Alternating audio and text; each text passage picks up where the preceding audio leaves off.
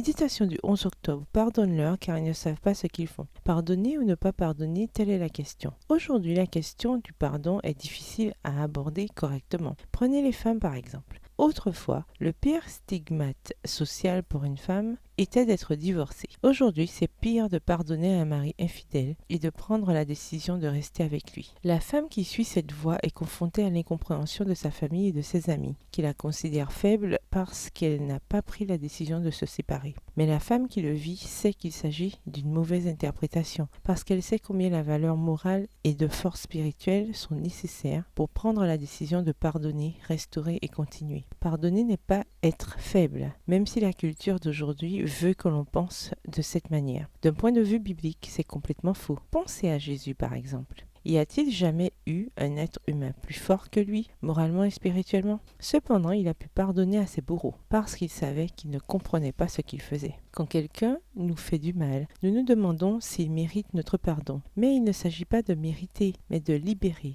Libérez l'autre de votre rancune et vous de porter ce fardeau. Pardon vient du latin perdonare, qui signifie donner totalement. Ce qui est donné, c'est la liberté et la possibilité de se racheter. Pardonner est un acte de générosité et d'acceptation de la nature humaine, si encline à commettre des erreurs. Pardonner est un processus qui, selon les psychologues, comprend les phases suivantes. Premièrement, accepter ce qui s'est passé. Il ne s'agit pas de pardonner par crainte de perdre la personne, ce serait un motif erroné. Il s'agit d'accepter ce que vous avez vécu, de reconnaître la cause de la douleur et de prendre la décision d'avancer. C'est une façon mature de gérer la douleur émotionnelle. Deuxièmement, nous mettre à la place de l'autre, en essayant de comprendre ses raisons. Nous pouvons être surprises de constater que nous n'aurions pas agi différemment. Cela aide dans le processus de pardon. Troisièmement, le fait de nous rappeler que nous avons nous-mêmes été pardonnés et que cela a été vital pour notre estime de soi. Pardonner est une décision individuelle qui peut être prise avec l'aide de Dieu, la prière et le dialogue. Ce n'est pas pour les faibles, c'est pour les courageuses. Et cela vous libère pour continuer à vivre un christianisme authentique. Verset du jour, Jésus dit « Père, pardonne-leur car ils ne savent pas ce qu'ils font ». Luc 23, le verset 34. Bonne journée, que l'Éternel vous bénisse.